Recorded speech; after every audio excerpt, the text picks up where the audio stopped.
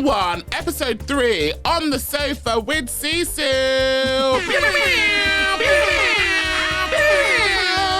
Honestly, someone's going to sue us for that. Someone's going to be like, that's my beat. You can't use that in your podcast. That's my pew. It's my pew. So, today we're starting a little bit differently because I have got a question just to ease us in. Hit me.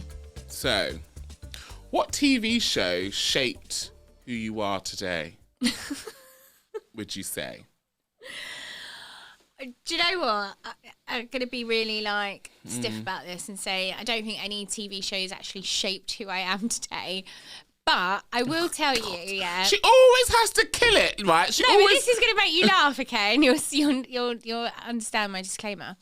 The TV show that I remember most, when I was a kid, is Man Oh Man. Do you remember that with Chris Tarrant? Man. And they did a pep dance. Yeah, and then he used to push him in the pool you're cancelled. You're cancelled.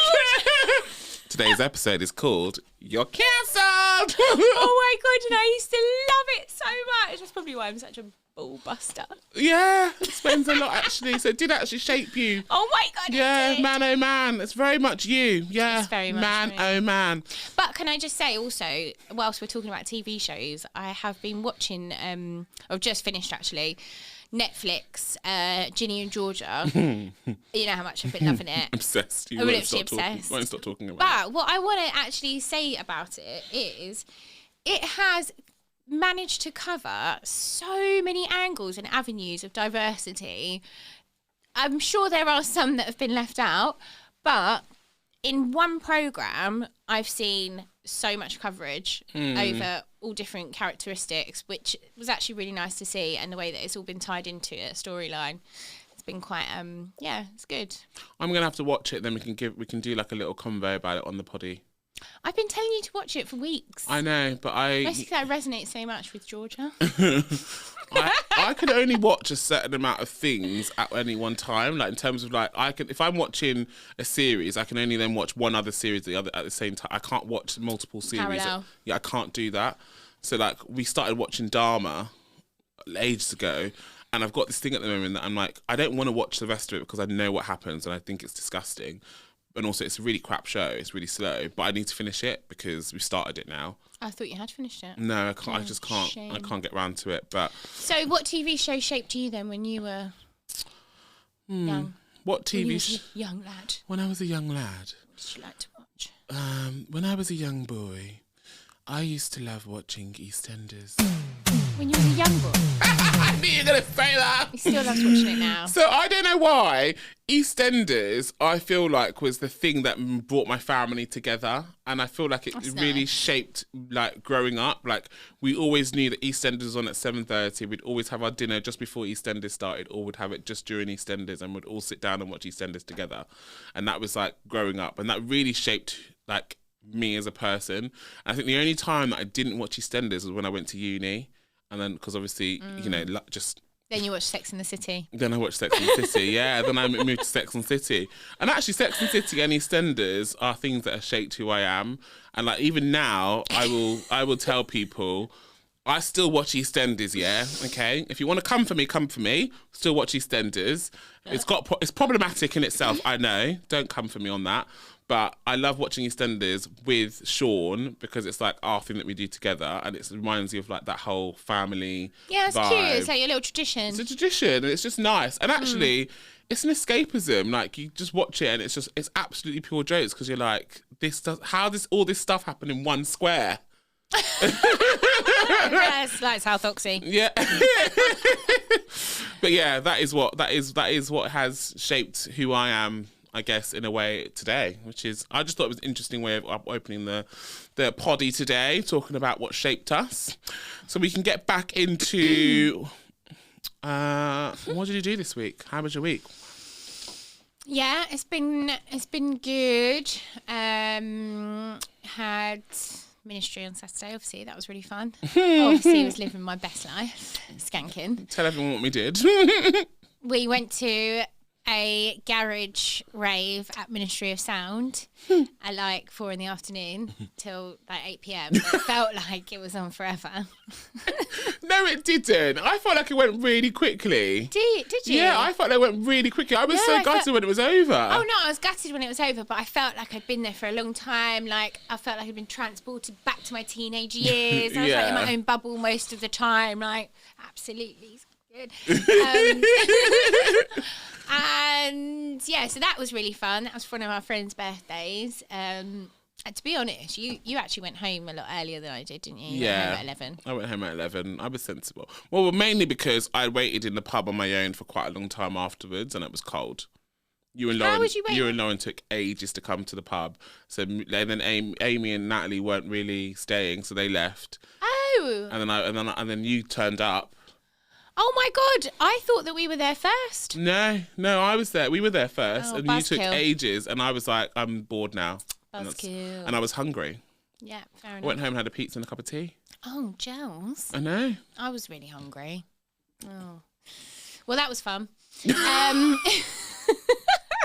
was fun, wasn't it? It was fun. It was a really good night. And then what else have I had? So I've had Maisie's school for the first time since the, that thing that happened, COVID. Since then, Panorama. This is the first time that we've been actually like invited properly into the school. So today I got to go in and have it was called open classroom. So I got to go in, see the school, like the classroom where she obviously is, check out where she sits, who she sits next to, like are they going to be bothering her and, all that stuff. I'm very she's very distractible, okay? So I like to know who she's sitting next to. Is it like her close friends? Because if it is, she needs to be moved. You're one of those annoying mums that goes into school and I know that you are because I've seen you. And I know. I own it. And so she got to show me like all of her work that she's been doing and stuff, which is so cute. She was really proud. She was like, I'm going to show you my English first. And I was looking at it. I was like, this is English. You're such a bitch. I know. I can't help it. Do you know what? She's so easy to take the piss out of. But genuinely, no, she actually is doing really well. And it was really nice to see her work. I felt very, very proud mum moment. Oh, that's nice. Yeah, it was nice. Yeah. Nice. You? Oh, wait, and then there was some other news as well, which I just have to get out. Maisie's dad and I are not together, and he's in a new relationship, and he's now having a baby. Cannot with She's you. going to be a big sister. I cannot. You are messy. You are so messy. I just, she's super excited about it. And this was big news in our house this week, so, yeah. Congratulations, mummy. Congratulations. Yeah, well, yeah, anyway. Cute. Yeah, it's cute. That is nice. That's nice. So, yeah, so basically that's Maisie's going to be a older sister. Yeah. Which she's been her dream. dying to do, dream. isn't she? Her dream. Cute. Yeah.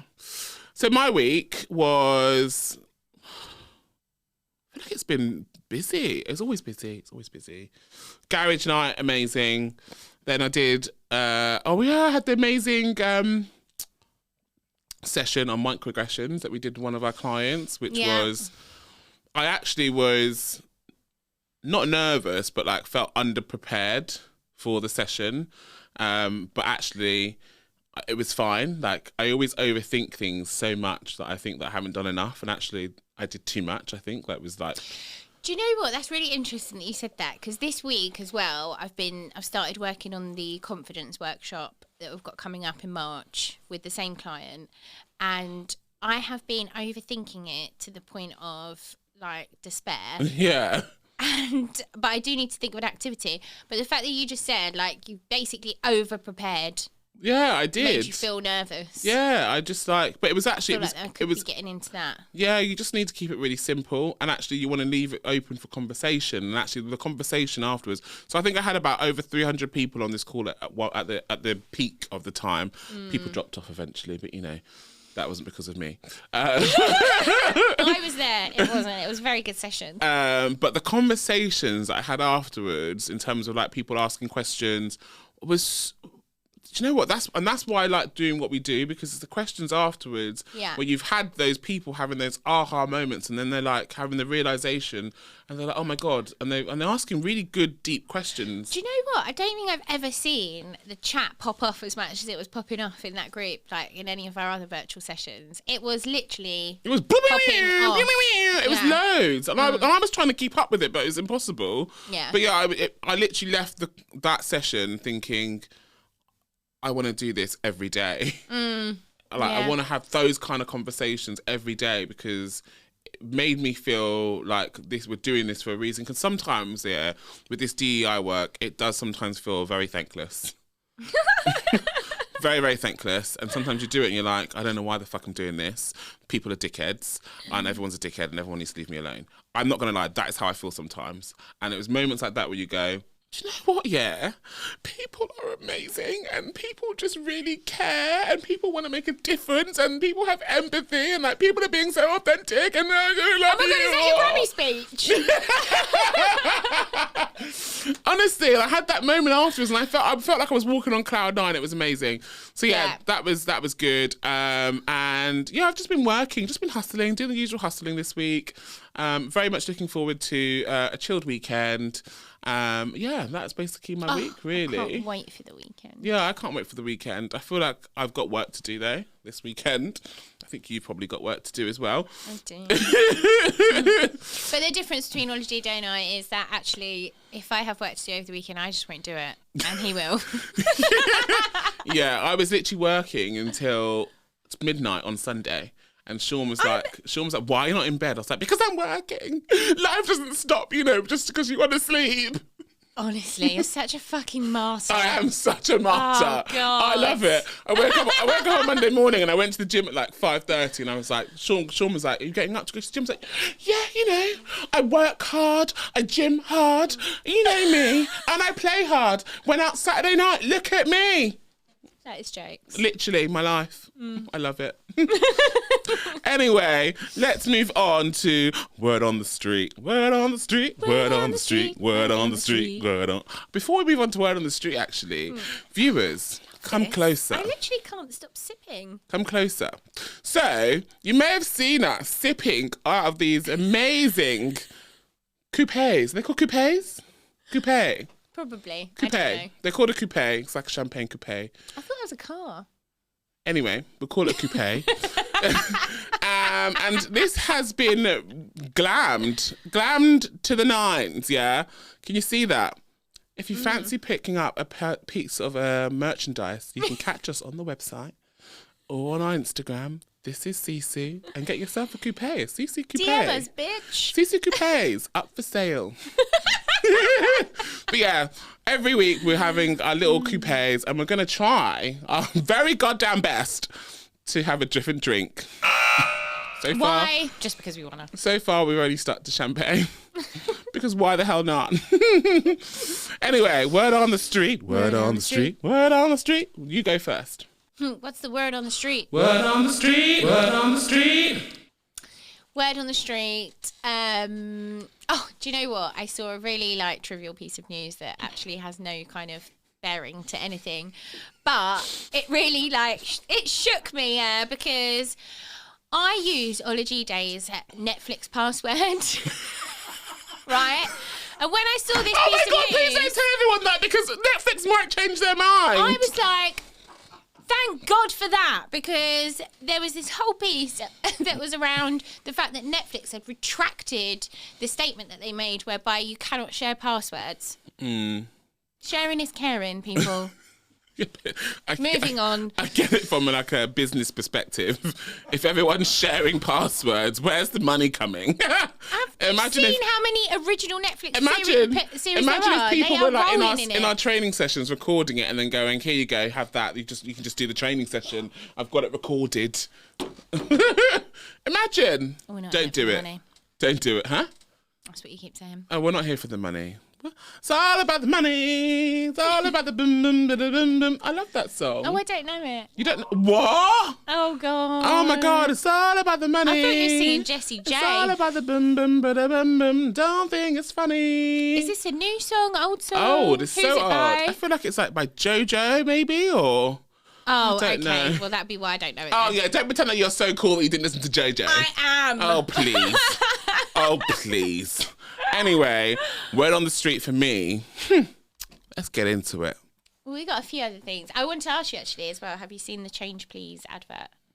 No, I heard you mention this and I was like, what is that? Oh, it's so... Well, I just felt... You know when you get like a bit of a fuzzy feeling, like when you see something like, oh... So, you know, Change Please are the barista coffee organisation, and they train people whom are from the streets, who are living rough, sleeping rough. Yeah, They rough train sleepers. them, Yeah. rough sleepers. They train them to become baristas. Yeah. And go into employment. They've actually partnered up with Colgate, and Colgate are offering those people free dental work. Really? Yeah. That's amazing. I love that. Yeah, I liked Oh, that's great news. it. Yeah, a bit of free advertising. That's a bit like my news actually then with the Fair Shot. So I saw this on, I don't know, I was scrolling somewhere, TikTok, Instagram, LinkedIn, whichever one you decide to scroll through. And I saw I saw this thing about this cafe called Fair Shot in Covent Garden. And they are, it's a coffee shop that's run by people with learning difficulties, Yeah. I think it's mainly learning difficulties, and they were just showcasing it, and I was like, I've never heard of it before. Never heard of it, no. But it looked like a really nice like coffee shop where they sell like patisseries, sandwiches and stuff. The food looks amazing. Yeah. And yeah, it was just so like heartwarming to see, and I quite liked it. They But basically run like they put like 12 people on a year, don't they? So Yeah. they run through the programme and Yeah. like, get them basically up to employability. Oh, you read it? scratch. I went on the website. Oh, Yeah. okay. Okay, cool. Didn't realise that you were stealing my news. Okay. It's my news. news. Okay, cool. I'm adding to it, darling. So, should we talk about the Grammys? Yes. Riveting. I love it. No, to be fair, do you know what? There's been a lot of like cool stories that have come out of the. I'll say cool. Actually, maybe that's the wrong adjective. There's been some interesting stories that have come out, and like a plethora of opinions. Oh my God, a plethora. Good word, plethora. I can't believe I can say that. Plethora. A plethora. Plethora. So first of all, let's talk about... Can I just say, before we talk about this, because I feel like people are going to call me out on this. Okay. Okay? People are going to come for me. I remember when we talked about Beyonce and the Dubai thing, the Dubai debacle. Shabarkle. I love that. Shabarkle. Obviously, I was feeling a certain way about her performing in Dubai because, Yeah. you know, LGBTQ plus IA community. Not good. Dubai doesn't want us. Then, you know, then she released her tickets for her live show, obviously, you know, and a boy's gotta live, right? A boy's gotta live through the Renaissance. So I purchased a ticket. You know, courtesy of our good friend James. Producer James sorted me out. And then she went and gone and won 3 Grammys. And I was like, I was like, here for it, babes. I'm so here for it. However, should she have won Album of the Year? She won 3 Grammys. She's the most Grammy Award winner ever of all time, 32 Grammys, but she's Yeah. never won Album of the Year. Oh, okay. Didn't know that. Weird. And the person that won Album of the Year, Oh, is this Harry Styles? Harry Styles. I mean, who the fuck is Harry Styles these days? I couldn't name you one song. Oh, I need to get myself a cloth. You are getting messy. Harry might listen to this. He might want to come on. I don't know a single Harry Styles song. Do you? Watermelon sugar high. But how many years ago was Watermelon that? sugar high. And also,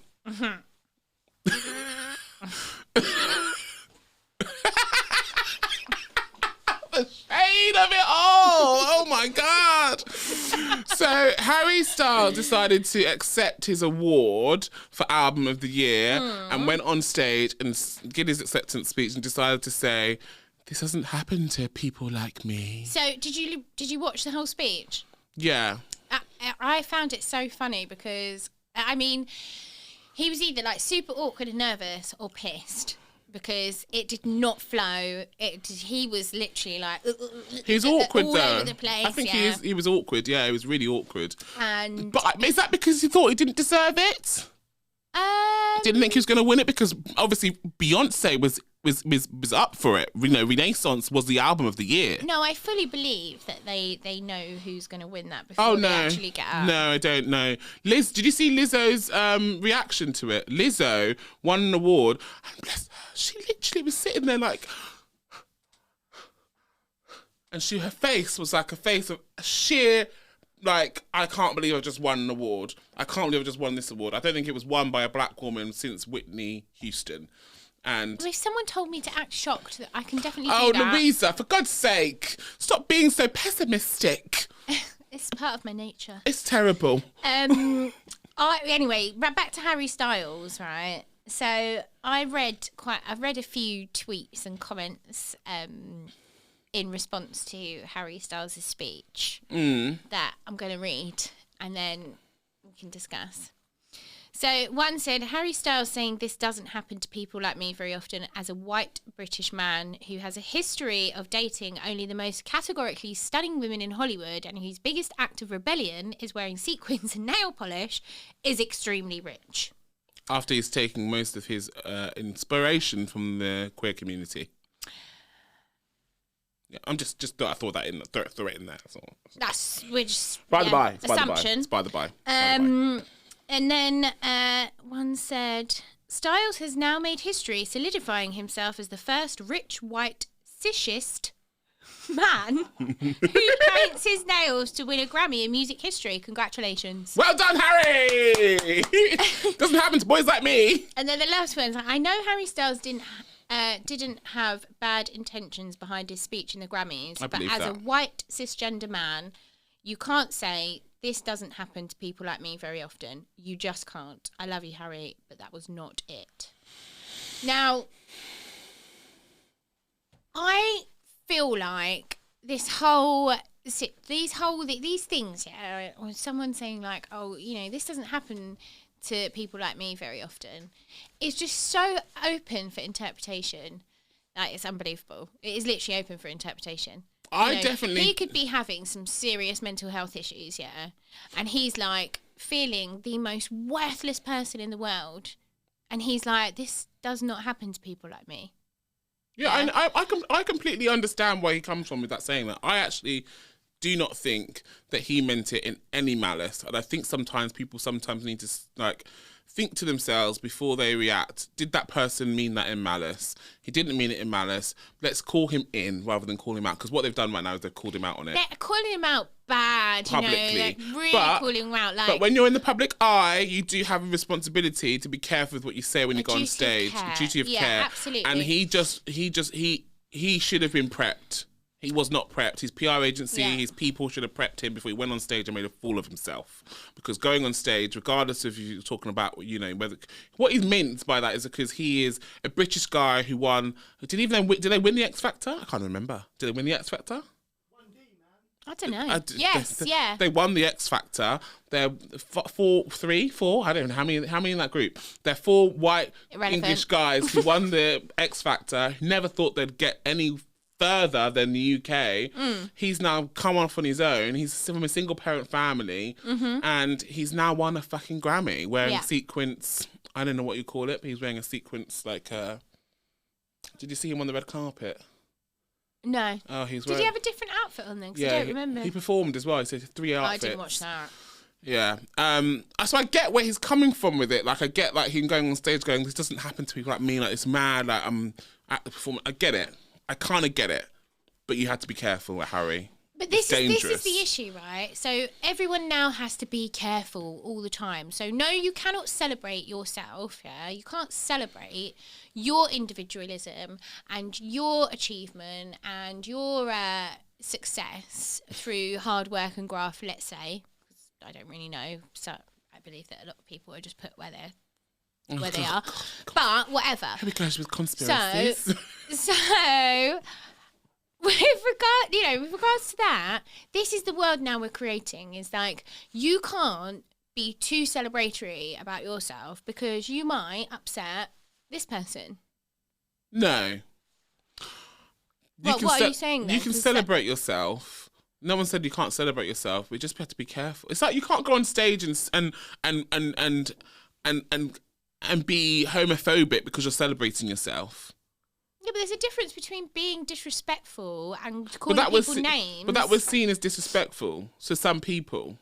Yeah, I get that. It was seen as disrespectful because a lot of people are going off the back of the fact that obviously Kim Petras won an award and was the first trans woman to win a Grammy. Yeah, but also that he was in a category with Beyonce.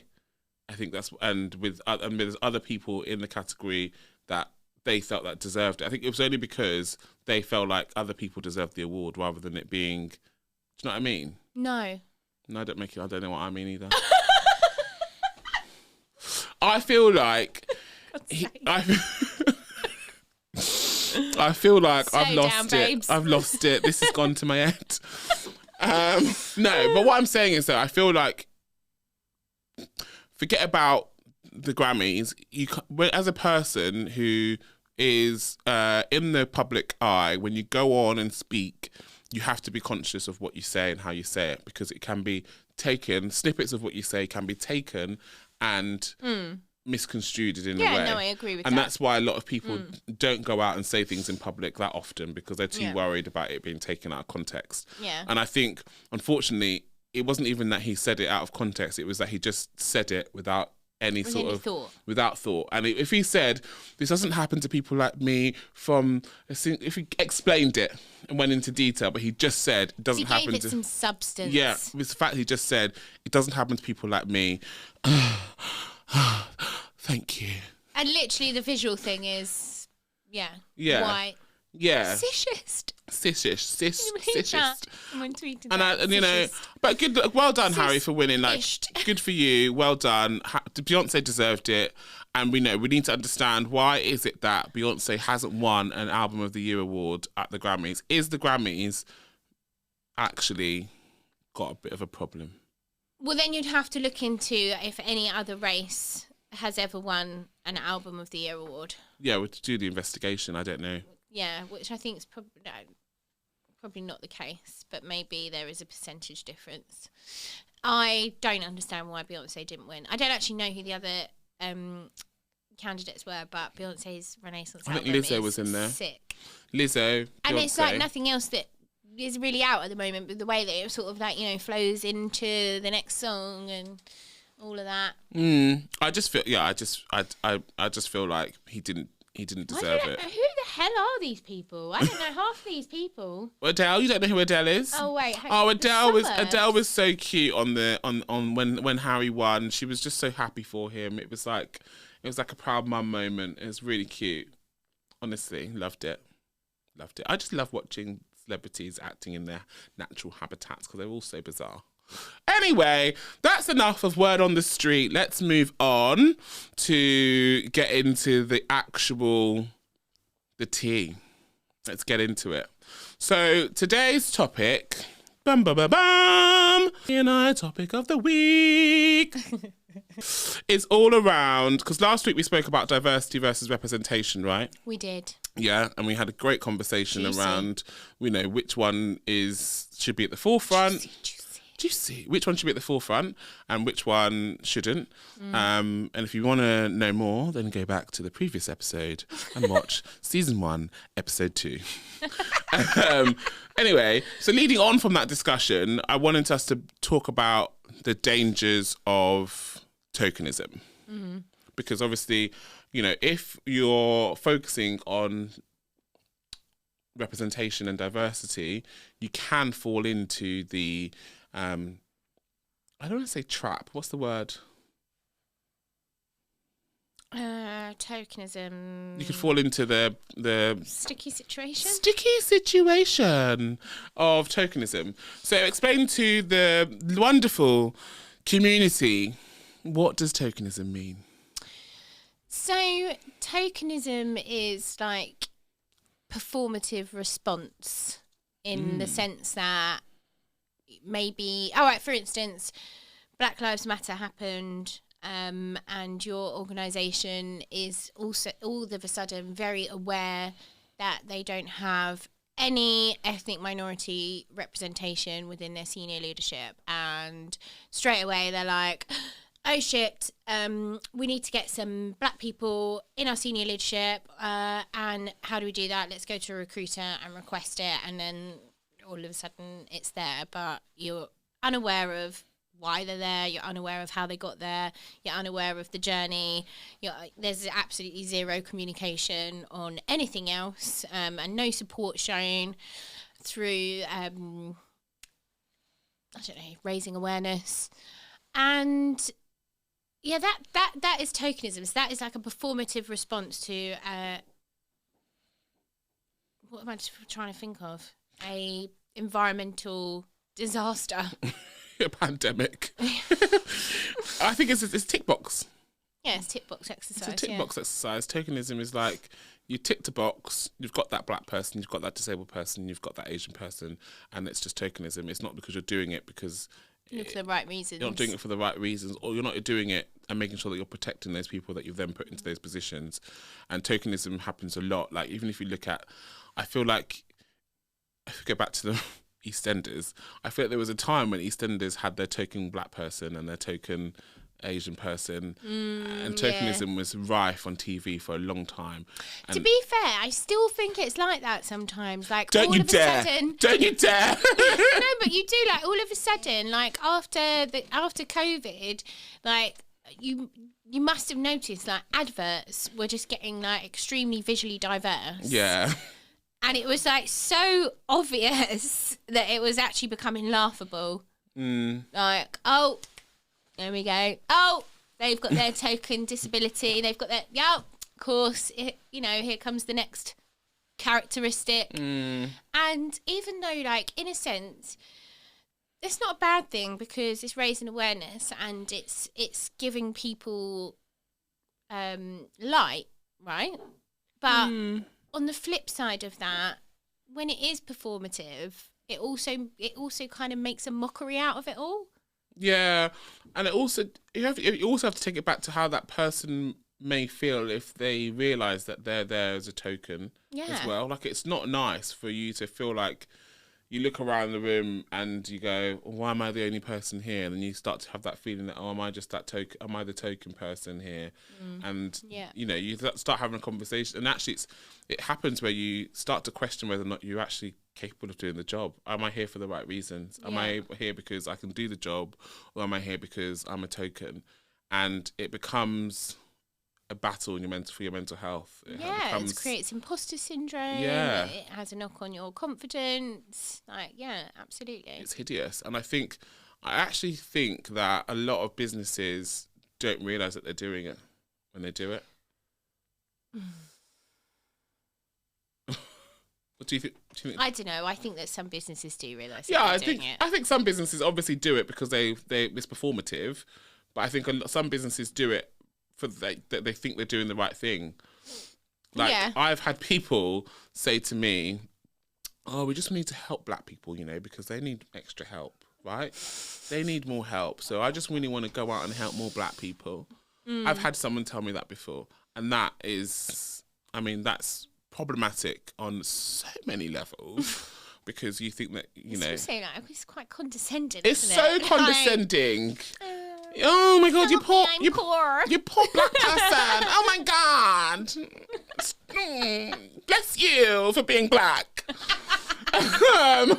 But that's not only tokenism, that is white saviour. That is condescending. God, just I can list off so many things that are wrong with it. But those are the people that you go, who say they want to do that sort of work, and you go, that's tokenism. That's you doing it for the wrong reasons. That is very, like, obvious. I like to give the different, spectrums. That's like the obvious, but then the less obvious would be, I don't know, think of an example top of my head, would be, we're recruiting in a I guess, a low economic background area, social class area.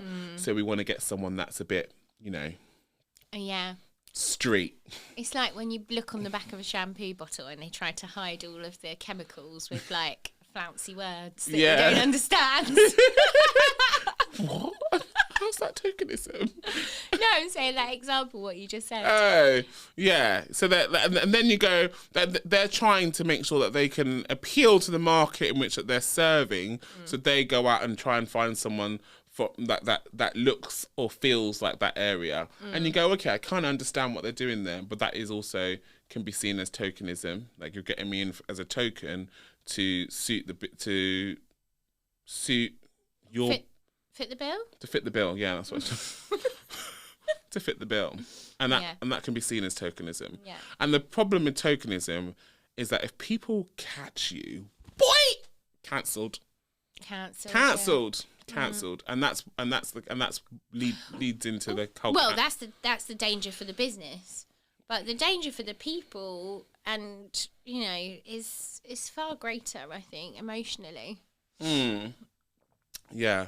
But yeah, cancelled, like retention. Well, that's the thing, isn't it? If you're thinking about it from a business perspective, if you are falling into that whole let's tick a box exercise, let's perform, then you will eventually end up losing those people. That means your retention would be ridiculous, because you'll be constantly recruiting and constantly ticking the box and constantly losing people. It's just like a Ferris wheel. A Ferris wheel. Yeah. And that's not good for business at all. So, it's one of those where you have to be really careful. I'm trying to think of, I've got a really good example of tokenism. So, no. I'm not going to be messy. I can't be messy. Are you serious? I can't be messy. But what I'm going to say is, said company have decided that they want to attract more diverse people into their business. So said company goes and does a campaign. I feel like this is a game. Stop it. And I'm like, gotta guess this You can't story, guess who it. it is, and I'm going to be like, James, be ready to cut this off. So said company decides that they want to attract more diverse people, so they decide to go and do a campaign. And in their campaign, they specifically said that they want to have a black person, a woman, a disabled person, and then throw in a couple of white people as well. Why not? And they did the campaign, they ran it, and said campaign starts to attract diverse people. But then you go into the company and you realise that the company isn't diverse. So where have these people that are on the poster come from? Yeah.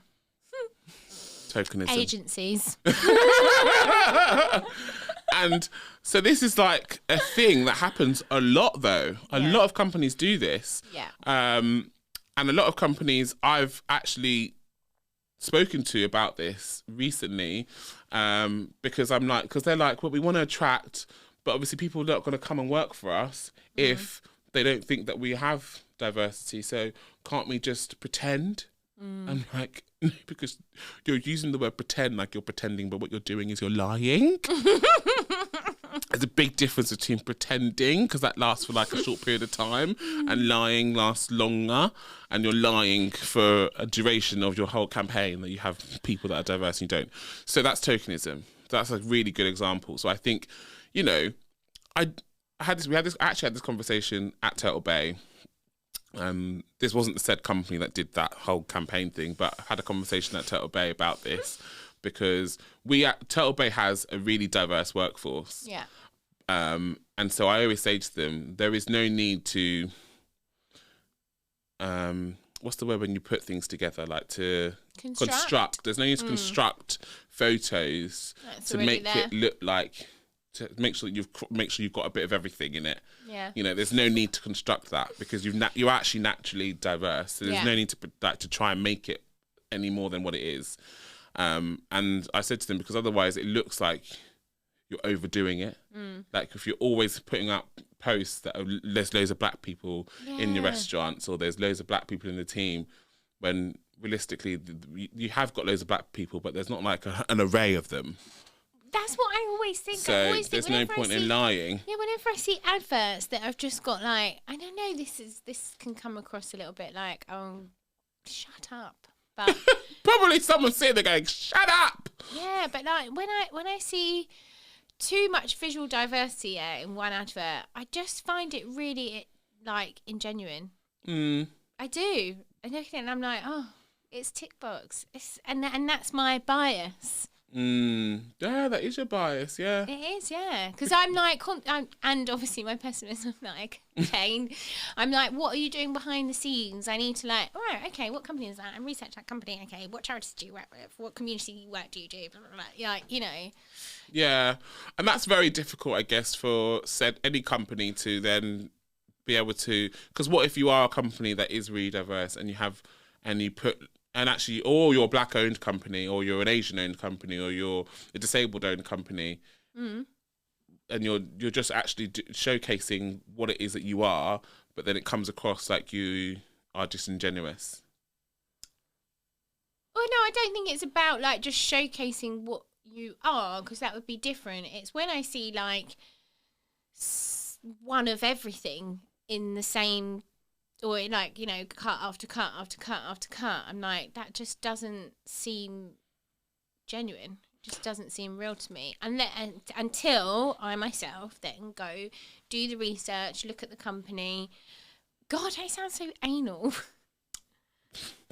You said it, not me. Go do the research, look at the company, find out what other You work have a they're lot of time doing, on your hands. making sure that I don't watch a lot of TV, as you know, so this No. happens rarely. But the thing is, so on the flip side, someone could go, well, if you're thinking specifically about adverts, let's talk about adverts. Actually, when you put an advert out, you're trying to attract multiple types of people.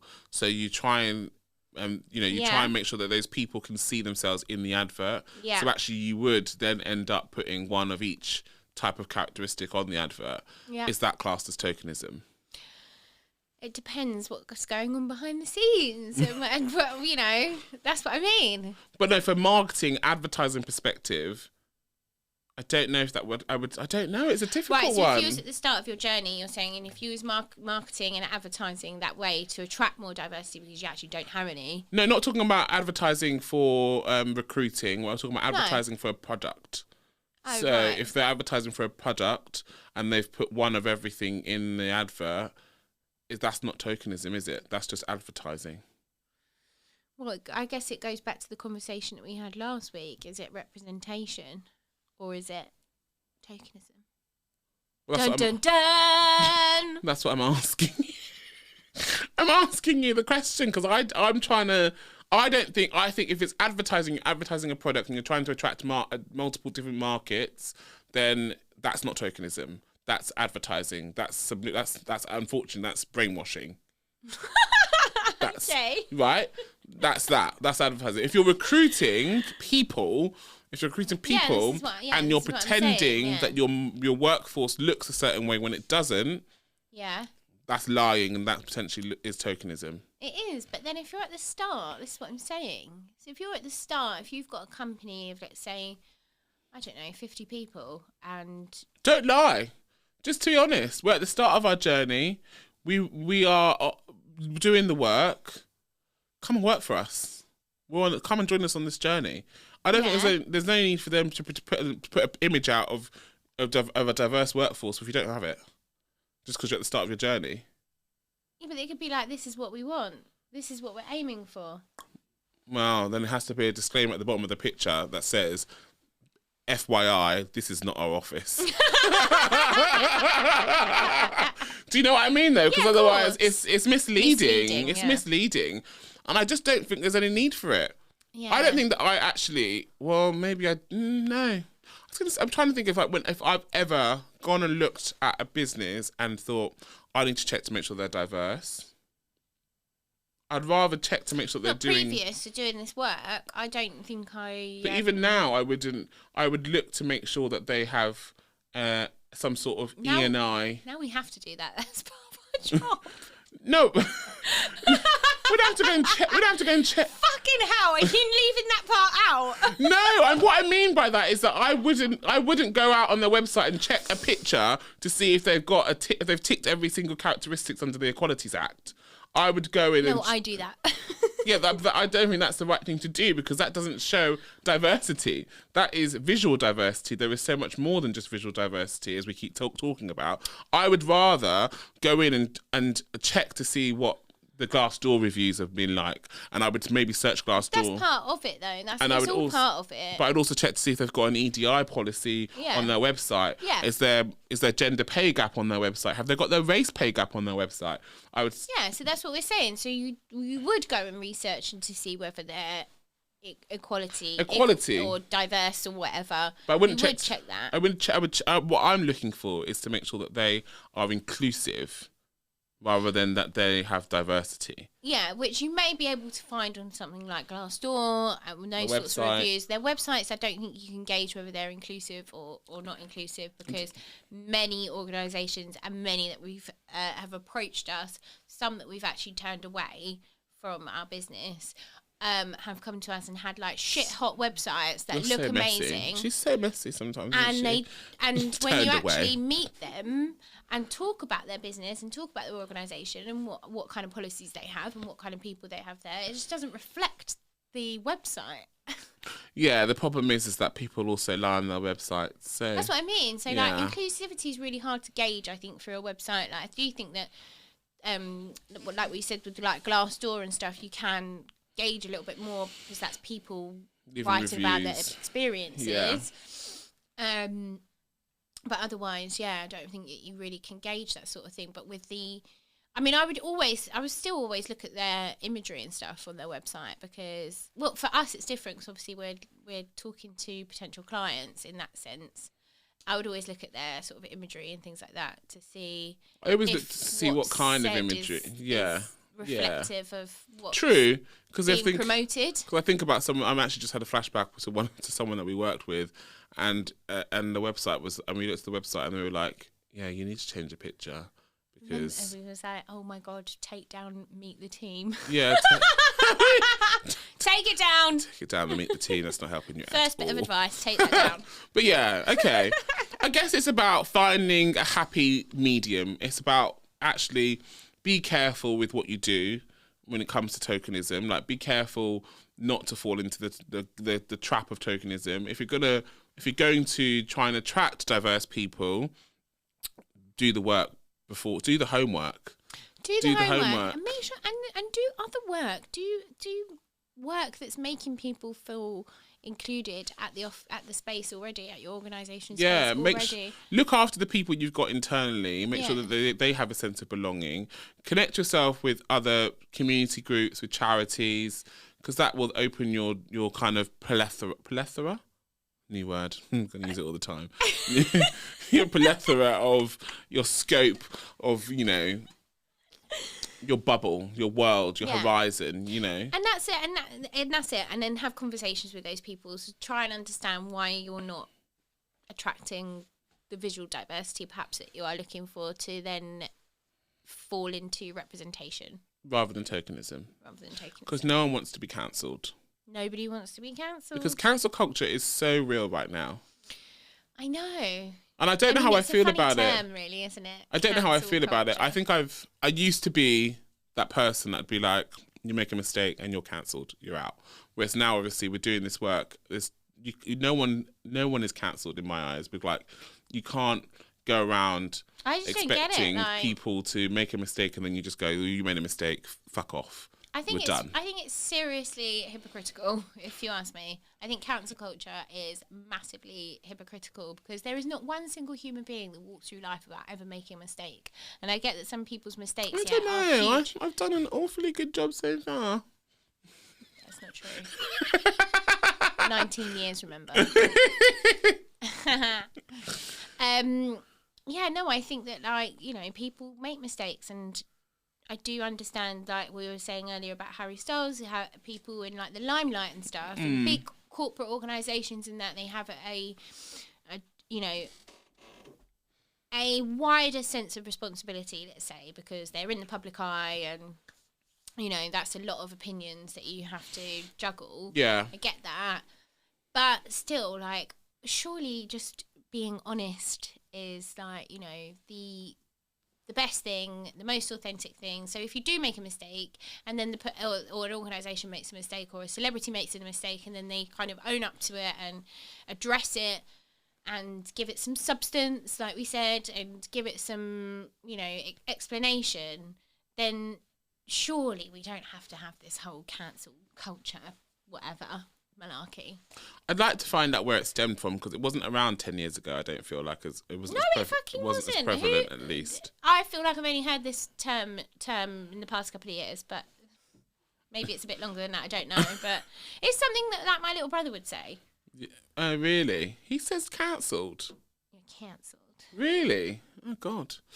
But yeah, I just feel like it's something, you know, when we go back to the whole, if you're really doing this work as a, you know, a champion of whether it's DEI, diversity, equity and inclusion, or EEI, then you can't be that person that's cancelling people, because that means you're not allowing anyone to grow, you're not allowing anyone to learn, you're not allowing anyone to make mistakes, and no one is perfect. And also, there is no fucking rule book. There's no So rule book. how are you cancelling someone? And the rules change every day. All the ones time. That are there.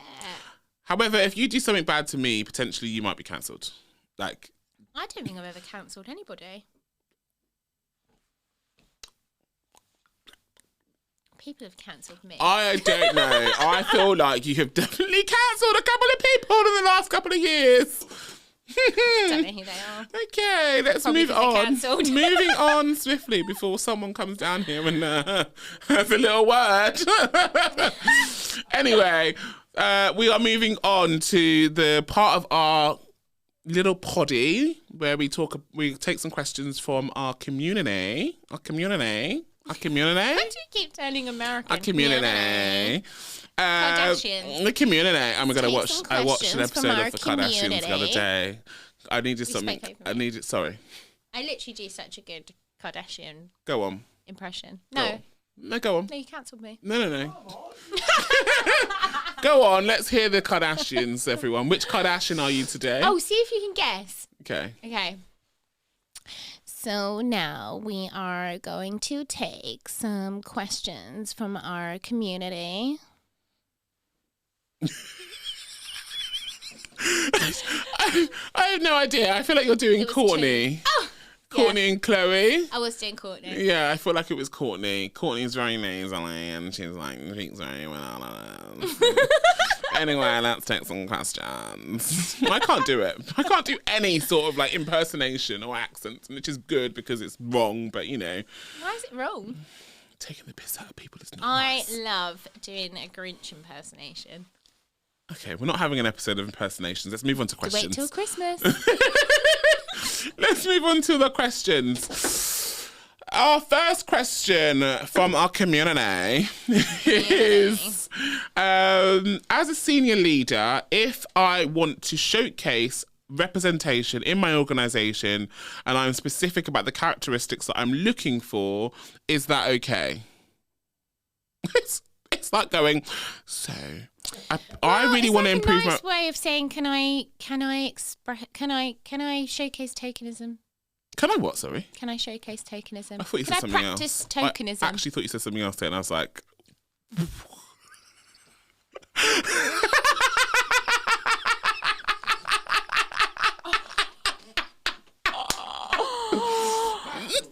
Imagine. God. Oh, God. Anyway, but yeah. I'm from the estate, but I'm not that bad. So, the answer to the question is that would be tokenism. Well, yeah, I think so. I feel like there needs to be more context to that question. Community, please can we have more context next time? I guess what I get what they're trying to say is that if I've seen that, you know, senior leaders, we are missing females and we're missing black people. I want to go and Yeah, I get it, any but ethnic minority. I want to go out and specifically only recruit ethnic minorities and females. Is that okay? Yeah, no, so I wouldn't answer that question because I would just say, why? Why do you want to? Why do you want to do that? Why do you want to hire that person? Why do you want to hire that person? That would be my follow-up question to that. So my answer is why. My one would be, how are you going to protect those people if they come and work for you? Nice. Like, nice. How would you, like, if you're going to recruit these people, how are you going to ensure those people feel included and they belong? What are you doing to make sure? What are your policies and stuff like that? So that, you know, there's work that needs to be done before you get to that point. And I kind of feel like if you look in your business, your entire business, right, and you don't have those people already in the business to be able to move up, then potentially you might look at getting them externally. But there is a thing about nourishing and nourishing and mentoring your current workforce and breaking the glass ceiling so that then people actually move up internally. That's more powerful. That's how you get proper representation. That's not tokenism. Yeah. You're welcome. That was free. It's a tricky one still. It's always tricky with you. It's always tricky. Why is it tricky? What's tricky? Well, just because Trick to Raka Night is Raka. Is that the song? It's tricky. It's tricky. Oh my God, I want to watch that. We are messy. This is a messy episode. Yeah, it is. Well, okay, so reason being, because in my head then I was just thinking, it is really one of our like top pieces of advice and to grow and nurture and mentor and progress people within your company, like super, super important. And I love to see it. But also on the flip side of that, obviously coming out of the world, coming into the world, coming out of the world as we have done after such a, busy period of people being sick and stuff, a lot of people have lost their jobs. And there's a lot of people who are who were in senior positions, who've lost their jobs, who are now looking for new positions, and they also need a job. Do you see what I'm saying? Yeah. So what you're saying is that sometimes you do have to go externally because otherwise those people will always be on the shelf. Yeah, on the shelf. Good one.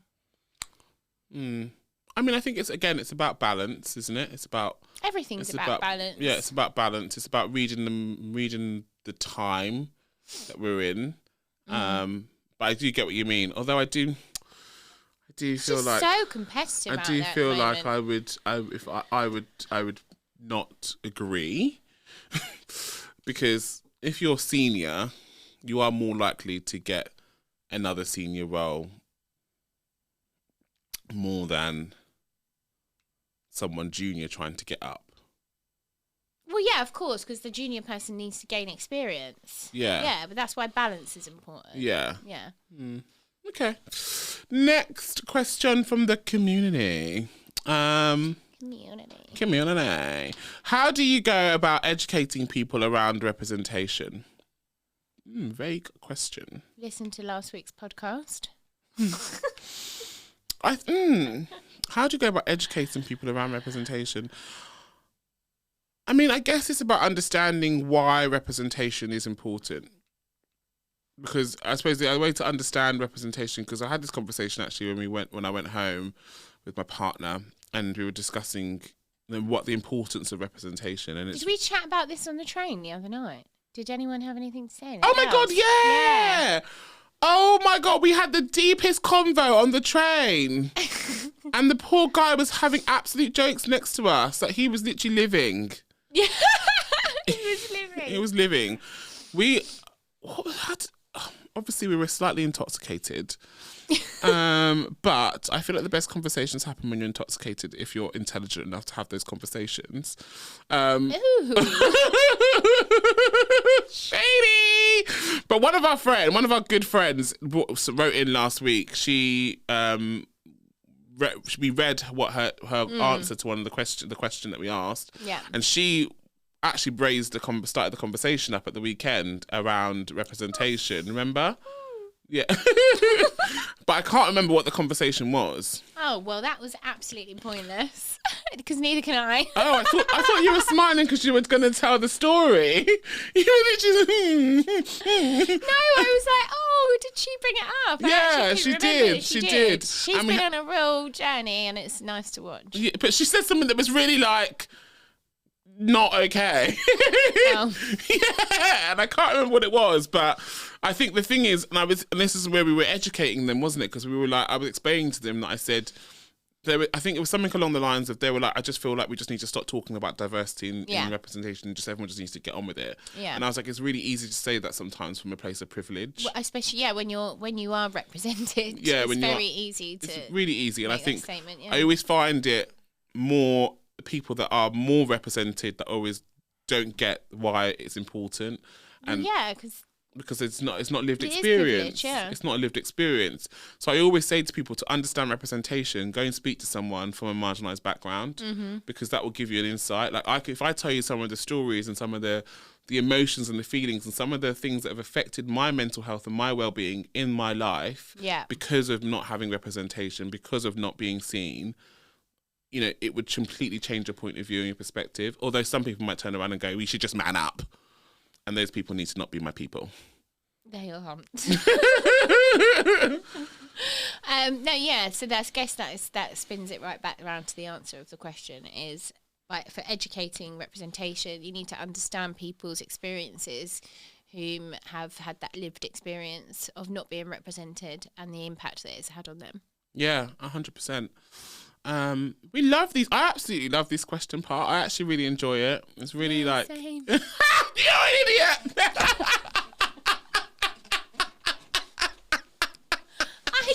I genuinely do. I love the question part. It gets your brain ticking a little bit. It gets you, like, you know, thinking on your toes. I do like it. So yeah, please keep them coming, everyone. Community. We love the community asking the questions. So keep sending them in. If you want to send them in to... Oh my God, we need to get a little phone number. We'll get that going. That's my job. I forgot that was my job. That was actually my job. That was your task. Okay. I will get back onto it, but we will have a WhatsApp number so you can actually send your questions in by next week. We'll sort that out. Anyway, moving on to... Oh my gosh, what if people start sending us hate crime? Oh, I love it. I live for it. Send in the hate. I have been through it all, kids. I have lived a life. Anyway, it's time for Mannies of the Week. Mannies of the Week. Mannies of the Week. Mannies of the Week. Mannies of the Week. I'm just recording new rhymes every time. You're gonna start fucking voice noting me them soon. I feel like I would want to do like a little beatboxing. Like, I can't do beatboxing. Please don't. I thought you were gonna do it. I was gonna try, but my mouth is so dry. I couldn't do it. It's so dry. Anyway, what was your manifestation for this week? My manifestation for this week is going to be not to overthink. Yeah, I tell you why. I don't know about you, but have you noticed that it's been a full moon for about 5 days? Oh my God! I was going to talk to you about this. Every day I wake up in the morning and I'm like, oh, it's still full. I'm an emotional wreck, honestly. Like, I'm opposite to you. My brain is going... I'm so 10 creative. to the dozen. Full moons make me creative and make me not be able to sleep. And my brain is just like constantly going and I'm like thinking of loads of ideas. Always like that. Or, yeah, no, same. But the emotional side of it is actually now starting to really like get to me a little bit, and because I'm overthinking everything. Like, but you're naturally an overthinker. Everything. I am naturally an overthinker. So imagine what it's like right now. You're a Gemini, so that's a lovely trait of one of your people. Noted. I'm surrounded by Gemini's people. Surrounded. It's suffocating. Oh my God. Anyway, sorry. Go on. You attract us and you keep us. Yeah, I do. Like little annoying nuggets. Go on. So this week I need to stop overthinking everything because I'm just having some trouble sleeping and I'm being a bit of a bitch. Yeah. Okay. A moody bitch. Oh, it's good that you realise that though, right? Yeah, definitely. I think because a lot of people would just be like, shrug it off and be like, I'm fine. I'm fine. Yeah, no. You're like, I'm not fine. I'm a bitch. Yeah, I'm not being too joyful. Okay. So I need to quieten down the voices, multiple Gemini personalities chatting to one another. And Yeah. then- Oh my God, that just literally reminded me, sorry, of the conversation we had on Saturday at ministry with one of our friends who's also a Gemini about our Gemini episode. yeah. We're going to do an episode all around Geminis and how to deal with them. We're astrologers now as well. Or maybe we should do tarot reading. That'd be so cool. serious?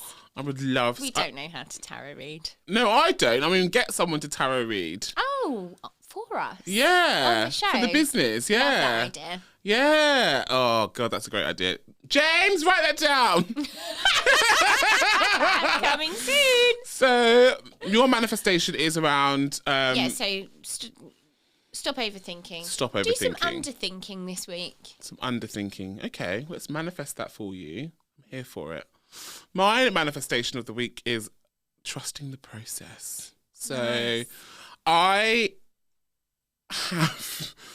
I like to compare myself to people Oh, a lot. gosh.